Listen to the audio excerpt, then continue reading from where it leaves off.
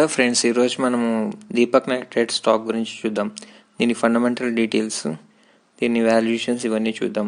ఈ స్టాక్ మనం చూసినట్లయితే 2018లో లో వాల్యుయేషన్స్ 200 లెవెల్స్లో ఉంది. దాని తర్వాత మల్టీ బ్యాగర్ అయి 1000 లెవెల్స్లో ఇప్పుడు ట్రేడ్ అవుతుంది. సో ఫస్ట్ ఈ కంపెనీ మేనేజ్మెంట్ గురించి, వాళ్ళు ఏ ప్రొడక్ట్స్ తయారు చేస్తారో ఆ ప్రొడక్ట్స్ గురించి చూద్దాం. సో వీళ్ళ గురించి ఫస్ట్ తెలుసుకోవాలంటే వీళ్ళు basic chemicals, speciality chemicals, performance products అనేవి వీళ్ళు తయారు చేస్తూ ఉంటారనమాట. సో వీళ్ళ మేనేజ్మెంట్ గురించి చూద్దాం. ఈ కంపెనీ 1970లో స్థాపించారు.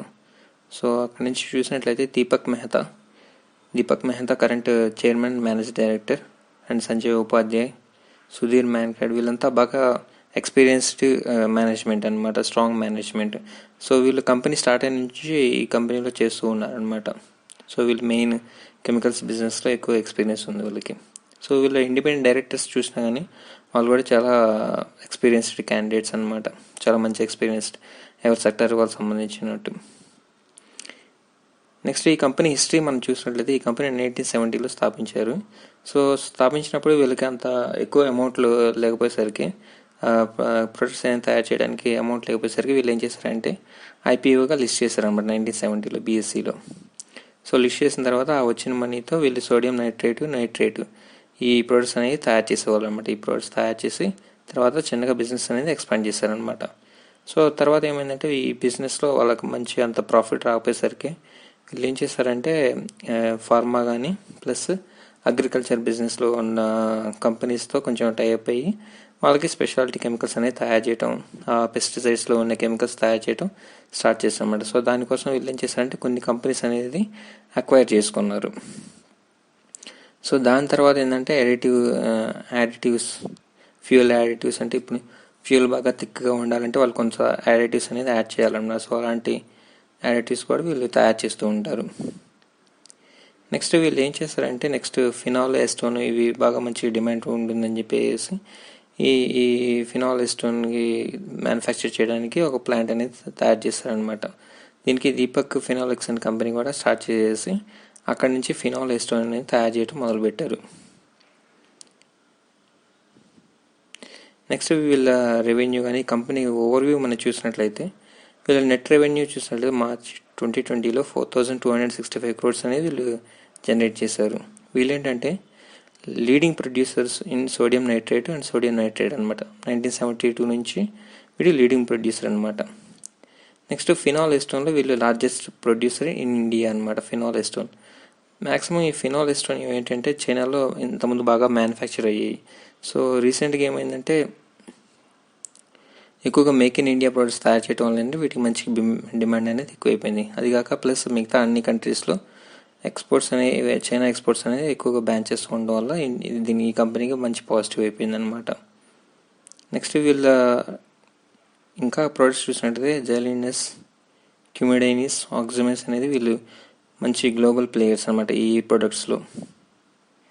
నెక్స్ట్ వీళ్ళు 30 కంట్రీస్కి ఎక్స్పోర్ట్స్ అనేది తయారు చేస్తూ ఉంటారు. అది చాలా మంచి పాజిటివ్గా మనం చూడవచ్చు, ఎందుకంటే బిజినెస్ అనేది ఎక్స్పాండ్ చేయడానికి స్కోప్ అనేది బాగా ఎక్కువ ఉంది. నెక్స్ట్ ఈపీ అంటే ఐసోప్రొఫైల్ ఆల్కహాల్ అనేది వీళ్ళు తయారు చేస్తారనమాట. సేమ్ స్టోన్ ఇవి యూజ్ చేసేసి, ఫినాల్ యూజ్ చేసేసి. సో ఇది శానిటైజర్స్లో కానీ అయితే ఫార్మా సెక్టార్లో కానీ మ్యాక్సిమం యూజ్ చేస్తూ ఉంటారు. నెక్స్ట్ వీటి ప్రొడక్ట్స్ అనేది చూద్దాం, అవి ఏ కంపెనీస్ యూజ్ చేస్తాయో చూద్దాం. వీళ్ళ మెయిన్ ప్రొడక్ట్స్ మనం చూసినట్లయితే బేసిక్ కెమికల్స్ ఒక సెక్టార్ ఉంది, segment. Next fine and speciality chemicals second segment, performance products అనేది థర్డ్ సెగ్మెంట్ మనం చూడొచ్చు. వీళ్ళ కస్టమర్స్ మనం చూసినట్లయితే వీళ్ళు Bayer, Hindustan Unilever, Indian Oil, Reliance Industries ఇలాంటి కంపెనీస్కి ఏంటంటే వీళ్ళు సప్లై చేస్తూ ఉంటారు అనమాట. నెక్స్ట్ ఇండివిజువల్ సెగ్మెంట్ గురించి మనం చూసినట్లయితే వీళ్ళ ఫస్ట్ సెగ్మెంట్ వచ్చేసరికి బేసిక్ కెమికల్స్. వీటిలో సోడియం నైట్రేట్ ఇవి తయారు చేస్తూ ఉంటారు అనమాట. ఇవి మెయిన్గా ఆర్గానిక్, ఇన్ఆర్గానిక్ కెమికల్స్ యాడ్ చేస్తూ ఉపయోగిస్తూ ఉంటారు అనమాట. ఎగ్జాంపుల్స్ పెట్రోకెమికల్స్, ఇలాంటి రబ్బర్, ఇలాంటి వాటిలో యూజ్ చేస్తూ ఉంటారు. వాటిలో మెయిన్ యూజ్ చేస్తున్న కంపెనీస్ ఏంటి అంటే యూపీఎల్, అతుల్ ఇలాంటి కంపెనీస్కి ఏంటంటే వీళ్ళు సప్లై చేస్తూ ఉంటారు. రిలయన్స్ ఇండస్ట్రీస్ ఇలాంటి కంపెనీస్కి సప్లై చేస్తూ ఉంటారు అనమాట. నెక్స్ట్ సెగ్మెంట్ వచ్చేసరికి ఫైన్ అండ్ స్పెషాలిటీ కెమికల్స్. వీటిలో ఈ ప్రొడక్ట్స్ అనేవి వీళ్ళు తయారు చేస్తూ ఉంటారనమాట. సో ఇవి ఎక్కడ యూజ్ చేస్తారంటే అగ్రో కెమికల్స్లో లేకపోతే పర్సనల్ కేర్ ఇలాంటి వాటిలో యూజ్ చేస్తూ ఉంటారు. ఫార్మాసిటికల్స్లో కూడా యూజ్ చేస్తూ ఉంటారు అనమాట. నెక్స్ట్ థర్డ్ సెగ్మెంట్ చూసినట్లయితే మనం ఈ ఫైనాన్స్ స్పెషాలిటీ దీంట్లో కూడా కస్టమర్స్ మనం చూసినట్లయితే లోరెల్ పర్సనల్ కేర్లో, నెక్స్ట్ ఈ బేయర్ అగ్రి కెమికల్స్ ఇలాంటి వాటిలో మనం చూడవచ్చు. థర్డ్ వచ్చేసరికి పర్ఫార్మెన్స్ ప్రొడక్ట్స్. ఇవేం చేస్తూ ఉంటాయి అంటే వైట్నింగ్ ఇలాంటివి చేస్తూ ఉంటారు అనమాట. ఫ్లోరెసెంట్ వైట్నింగ్ ఇలాంటివి చేస్తూ ఉంటారు. అంటే బట్టలు ఏదైనా ఉన్నప్పుడు వాటికి వైట్ కలర్లో ఇలాంటివి కన్వర్ట్ చేసుకోవడానికి అలాంటి కొన్ని ఎడిటివ్స్ అనేది వీళ్ళు తయారు చేస్తూ ఉంటారు అనమాట. సో ఇవి ఏ కంపెనీస్ యూజ్ చేస్తాయంటే నిర్మా, గాడి, సోప్ ఇలాంటివి తయారు చేస్తూ ఉంటారు కదా, సర్ఫ్ ఇలాంటివి. సో ఇవన్నీ వీళ్ళు యూజ్ చేస్తూ ఉంటారు. ఇలాంటి కంపెనీస్కి వీళ్ళు సప్లై చేస్తూ ఉంటారు. ట్రైడెంట్, ఇమామి ఇవి. నెక్స్ట్ వీళ్ళ ఫోర్త్ది వచ్చేసరికి ఫినాలెక్స్ అనమాట. ఈ ఫినాలెక్స్లో ఫినాల్, ఎస్టోన్, ఈ ఐసోప్రొఫైల్ ఆల్కహాల్ అనేది వీళ్ళు ప్రొడక్ట్స్ అనేది తయారు చేస్తూ ఉంటారు. సో ఇవి మ్యాక్సిమం శానిటైజర్స్లో, రబ్బర్స్, కెమికల్స్, పెయింట్స్లో సో ఇలాంటి వాటిలో వీళ్ళు యూజ్ చేస్తూ ఉంటారు అనమాట. సో మ్యాక్సిమం ఈ కెమికల్స్ అనేవి ఎక్కువ కంపెనీస్కి సప్లై చేస్తూ ఉంటారు కాబట్టి వీళ్ళకి స్ట్రాంగ్ డిమాండ్ అనేది కూడా ఉండే ఛాన్సెస్ అనేవి ఎక్కువ ఉన్నాయి అన్నమాట. నెక్స్ట్ ఈ కంపెనీ ఫైనాన్షియల్స్ కంప్లీట్ డీటెయిల్స్ చూద్దాం. సో ఈ కంపెనీ మార్కెట్ క్యాపిటలైజేషన్ వచ్చేసరికి 14,000 crores. సో కరెంట్ ప్రైస్ వచ్చేసరికి 1,000 దగ్గర ఉంది అరౌండ్. సో పీఈ చూసినట్లయితే అరౌండ్ 23 అనమాట. సో కరెక్ట్ వాల్యుయేషన్స్లో ట్రేడ్ అవుతుంది. సో ఈ లెవెల్స్లో కూడా కొంత క్వాంటిటీస్ అనేది యాడ్ చేసుకోవచ్చు అనమాట. సో వీళ్ళ రిటర్న్ ఆన్ ఈక్విటీ చూసినట్టు కానీ 46%, రిటర్న్ ఆన్ క్యాపిటల్ ఎంప్లాయిడ్ చూసినా కానీ 37%. 37 అంటే చాలా మంచి రిటర్న్ ఆన్ క్యాపిటల్ ఎంప్లాయిడ్ ఇస్తున్నట్టు. నెక్స్ట్ ప్రమోటర్ హోల్డింగ్ చూసినా కానీ అరౌండ్ 50% ఉంది కాబట్టి స్ట్రాంగ్ ప్రమోటర్ హోల్డింగ్ అని చెప్పేసి మనం కన్సిడర్ చేయొచ్చు. నెక్స్ట్ సేల్స్ గ్రోత్ కానీ ప్రాఫిట్ వేరియన్స్ కానీ చూసినట్లయితే చాలా మంచిగా ఉన్నాయి. డెట్ కూడా అంత స్ట్రాంగ్, ఎక్కువ డెట్ కూడా ఏం లేదు. సో డెట్ ఈక్విటీ రేషియో చూసినట్లయితే 0.38 అనమాట. నెక్స్ట్ వీటి చార్ట్ చూద్దాం. సో మ్యాక్స్ చార్ట్ మనం చూసినట్లయితే ఇది 2005 నుంచి అక్కడ నుంచి చూసినట్లయితే సేమ్ అదే లెవెల్స్లో ట్రేడ్ అవుతూ ఉందన్నమాట. సో అక్కడ నుంచి 2008లో మనం చూసినట్లయితే 200 ఆ లెవెల్స్లో ఉంది. సో అక్కడ నుంచి బాగా ఇంక్రీజ్ అవుతూ ఈ ప్రొడక్ట్స్ అనేది ఎక్కువ యూజ్ చేయడం వల్ల, ఎక్స్పాన్షన్ చేయడం వల్ల సో కరెంట్ అనేది 1000 లెవెల్స్లో ఉందన్నమాట. నెక్స్ట్ ప్రైస్ టు ఎర్నింగ్స్ చూసినట్లయితే దీని యావరేజ్ ప్రైస్ టు ఎర్నింగ్స్ వచ్చేసరికి 19.8 అంటే అరౌండ్ 20 ఆ రేంజ్లో పీఈ అనేది ఉంటుందన్నమాట యావరేజ్గా. వీటి యొక్క పర్ఫార్మెన్స్ మనం చూసినట్లయితే పర్ఫార్మెన్స్ అంటే మార్జిన్స్ అనమాట. Net performing, gross performing margins, operating margins ఇవి చూసినట్లయితే దీని తర్వాత 2011 ఆ తర్వాత ఏంటంటే చిన్నగా రెడ్యూస్ అవుతుంది, తర్వాత మళ్ళీ ఇంక్రీజ్ అవ్వటం మనం చూడొచ్చు అనమాట. నెక్స్ట్ వీటి యొక్క పీర్స్ కంపారిజన్ మనం చూసినట్లయితే ఆర్తి ఇండస్ట్రీస్, నవీన్ ఫ్లోరిన్, వినతి ఆర్గానిక్స్ ఈ కంపెనీస్ అనేవి మనం చూడొచ్చు అనమాట. సో ఆ కంపెనీస్ కూడా చాలా మంచి కంపెనీస్. సో కంపారిజన్ మనం చూసినట్లయితే పీఈ రేషియో అరౌండ్ 23 కాబట్టి సో మిగతా కంపెనీస్తో పోల్చుకుంటే ఇది కొంచెం కరెంట్ వాల్యుయేషన్స్ మంచి లెవెల్స్లో ఉందని మనం చెప్పొచ్చు అనమాట. Next return on capital employed చూసినట్లయితే మిగతా కంపెనీస్ మీద కొంచెం మంచిగా రిటర్న్ క్యాపిటల్ ఎంప్లాయిడ్ జనరేట్ చేసిన నుంచి మనం చూడొచ్చు. క్వార్టర్ రిజల్ట్స్ మనం చూసినట్లయితే రీసెంట్ క్వార్టర్లో 987 సేల్స్ అనేది వీళ్ళు చేశారు. ప్రాఫిట్ మనం చూసినట్లయితే ఆపరేటింగ్ ప్రాఫిట్ 276 ప్రాఫిట్ మనం చూడొచ్చు. ఫైనల్గా నెట్ ప్రాఫిట్ వచ్చేసరికి 170 crores అనమాట.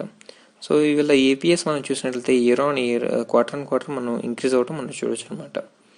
సో రీసెంట్ క్వార్టర్లో జూన్ క్వార్టర్లో ఏంటంటే తగ్గింది, దాని సేల్స్ అనేది తగ్గటం వల్ల ఈపీఎస్ కూడా తగ్గడం మనం చూడొచ్చు. మనం ఇయర్ ఆన్ ఇయర్ కంపేర్ చేస్తే ఈజీగా ఉంటుంది. సో సేల్స్ మనం చూసినట్లయితే గ్రాడ్యువల్గా ఇంక్రీజ్ అవ్వడం మనం చూడొచ్చు. సేల్స్ ఇంక్రీజ్ అయితే ఆటోమేటిక్గా ప్రాఫిట్ కూడా కొంచెం ఇంక్రీజ్ అవుతుంది కాబట్టి ప్రాఫిట్ కూడా ఇంక్రీజ్. సో గ్రోత్ స్టాక్స్కి ఏంటంటే ఇలా ప్రాఫిట్ ఇలా అని మ్యాక్సిమం ప్రాఫిట్ అనేది ఇంక్రీజింగ్ మూడ్లో ఉంటుందన్నమాట, గ్రోత్ మూడ్లో. వీళ్ళు ఈపీఎస్ చూసినా కానీ చాలా బాగా ఇంక్రీజ్ అవుతూ ఉంది. డివిడెండ్ ఈల్డ్ కూడా సేమ్ అదే 20 ఆ లెవెల్స్లో మెయింటైన్ చేస్తూ ఉన్నారు కాబట్టి సో మంచి డివిడెండ్ ఇస్తున్నారు అనమాట. సో ఇక్కడ మనం చూడొచ్చు కాంపౌండ్ సేల్స్ గ్రోత్ మనం చూసినట్లయితే లాస్ట్ 5 yearsలో 26% అనేది మనం చూడొచ్చు. So which is great. 15% to 20% నుంచి చాలా మంచి అని మనం కన్సిడర్ చేయొచ్చు. ప్రాఫిట్ గ్రోత్ కూడా చూసినట్లయితే లాస్ట్ 5 yearsలో 63%, 3 yearsలో చూసినట్లయితే 137% మనం చూడొచ్చు. రిటర్న్ ఆన్ ఈక్విటీ చూసినా కానీ చాలా మంచి రిటర్న్ ఆన్ ఈక్విటీ అనేది వీళ్ళు జనరేట్ చేస్తున్నారు. సో 24, 28 చాలా మంచిగా ఉన్నాయి. బ్యాలెన్స్ షీట్ చూసినా కానీ వీళ్ళ రిజర్వ్స్ అనేది ఇంక్రీజ్ చేస్తూ ఉన్నారు. యాజ్ చూసినట్లయితే సెప్టెంబర్ క్వార్టర్లో చూసినట్లయితే 1,800 crores అనేది మనం చూడొచ్చు. బారోయింగ్స్ అనేది రెడ్యూస్ చేస్తూ ఉన్నాయి. మార్చిలో కొంచెం బాగానే ఉంది, కానీ బారోయింగ్స్ దాని తర్వాత రెడ్యూస్ అయితే చాలా మంచిది అనమాట. 697 బారోయింగ్స్ ఉన్నాయి. బ్యాలెన్స్ షీట్ చూసినా కానీ చాలా బాగుందన్నమాట balance sheet. Next return on capital employed చూసినా కానీ రీసెంట్గా ఇంక్రీజ్ అవుతాం మనం చూడొచ్చు. లాస్ట్ ప్రమోటర్ హోల్డింగ్ మనం చూసినట్లయితే ఈ ప్రమోటర్ హోల్డింగ్ 44 దాకా ఉండేది 2018లో. సో అక్కడి నుంచి వీళ్ళు ఏం చేశారంటే 2019లో కొంచెం ఇంక్రీజ్ చేశారన్నమాట స్టేక్. ప్రమోటర్స్ అనేది స్టేక్ మెయింటైన్ చేయడం లేదా స్టేక్ని ఇంక్రీజ్ చేయడం అనేది మన స్టాక్కి మంచిదని చెప్పేసి మనం కన్సిడర్ చేయొచ్చు అనమాట. సో ఇక్కడ చూసినట్లయితే వీళ్ళు షేర్ హోల్డింగ్ ప్యాటర్న్ అనేది రిలీజ్ చేశారు రీసెంట్గా. సో డిసెంబర్ క్వార్టర్ మనం చూసినట్లయితే సేమ్ ప్రమోటర్ హోల్డింగ్ మెయింటైన్ చేస్తున్నారు. ఎఫ్ఐఎస్ మనం చూసినట్లయితే వాళ్ళ స్టేక్ అనేది 1% ఇంక్రీజ్ చేయడం మనం చూడొచ్చు. డిఐఎస్ అనేది ప్రాఫిట్ బుకింగ్ చేశారు కాబట్టి అరౌండ్ 1%, 1.5% డిక్రీజ్ అయింది. నెక్స్ట్ పబ్లిక్ హోల్డింగ్ వచ్చేసరికి అరౌండ్ 30% ఉంది. సో వీటిలో కూడా కొన్ని ఇన్స్టిట్యూషన్స్ అనేవి కొంత పర్సంటేజ్ అరౌండ్ 10% హోల్డింగ్స్ అనేది వీళ్ళు చేస్తూ ఉన్నారు. నెక్స్ట్ ఈ స్టాక్ అనేది ఏ ప్రైస్లో ఎంటర్ అవ్వచ్చు లేకపోతే ఎక్కడ యాడ్ చేసుకోవచ్చు క్వాంటిటీస్ అనేది మనం చూద్దాం అనమాట. సో వీటి పియూ చూసినట్టయితే మనం అరౌండ్ 23 ఉంది కాబట్టి సో కరెంట్ లెవెల్స్లో కొంత క్వాంటిటీస్ అనేది మనం యాడ్ చేసుకోవచ్చు. ఇది కరెంట్ 1028 దగ్గర లెవెల్స్ దగ్గర ట్రేడ్ అవుతూ ఉంది. సో కరెంట్ మనం చూసినట్లయితే సపోర్ట్ దగ్గర ఉందన్నమాట. సో ఈ స్టాక్ ఇక్కడ నుంచి పెరిగే ఛాన్సెస్ అనేది ఎక్కువ ఉన్నాయి అనమాట. సో ఈ స్టాక్ మనం చూసినట్లయితే లాస్ట్ 2-3 మంత్స్ నుంచి ఇది బాగా అప్ ట్రెండ్లో వెళ్తూ ఉందన్నమాట. సో బాగా ఇంక్రీజ్ అయ్యే ఛాన్స్ ఇప్పుడు రీసెంట్ రిజల్ట్స్ ఉన్నాయి కాబట్టి సో రిజల్ట్స్ కూడా మంచిగా పోస్ట్ చేసే ఛాన్సెస్ అనేవి ఎక్కువ ఉన్నాయి అనమాట. ఎందుకంటే శానిటైజర్స్ వీటి డిమాండ్ ప్లస్ చైనా వీటిలో ఏంటంటే రెస్ట్రిక్షన్స్ విధించడం వల్ల మిగతా కంట్రీస్లో సో ఈ కంపెనీకి అది బాగా పాజిటివ్గా మనం చూడొచ్చు అనమాట. సో రిజల్ట్స్ కూడా పాజిటివ్ ఉండే ఛాన్సెస్ అనేవి ఎక్కువ ఉన్నాయి అనమాట. సో దానివల్ల ఈ స్టాక్ ప్రైస్ అనేది బాగా ఇంక్రీజ్ అయ్యే ఛాన్సెస్ మనం చూడొచ్చు. సో 1028 లెవెల్స్ అనే దగ్గర కరెంట్ లెవెల్లో కొంత క్వాంటిటీస్ యాడ్ చేసుకోవచ్చు. లేదా స్టిల్ ఫాలో అవుతున్నప్పుడు నెక్స్ట్ 1000 లెవెల్ కానీ లేదా 950 లెవెల్ కానీ అక్కడ కొన్ని క్వాంటిటీస్ అనేవి మనం యాడ్ చేసుకోవచ్చు అనమాట. సో ఏదైనా స్టాక్ కానీ లాంగ్ టర్మ్లో తీసుకోవాలంటే మన సపోర్ట్ లెవెల్కి వచ్చేంత వరకు వెయిట్ చేసి అక్కడ డిప్స్లో బై చేయడం చాలా మంచిది అనమాట. So that's it about this Deepak net rate. Thank you. ఇంకా మీకు ఏదైనా స్పెసిఫిక్ స్టాక్ రిలేటెడ్ డౌట్స్ ఉంటే కింద కామెంట్ సెక్షన్లో పింక్ చేయండి. మీకు కనుక నా ఎక్స్ప్లెనేషన్ నచ్చినట్లయితే లైక్ చేయండి, షేర్ చేయండి. Thank you.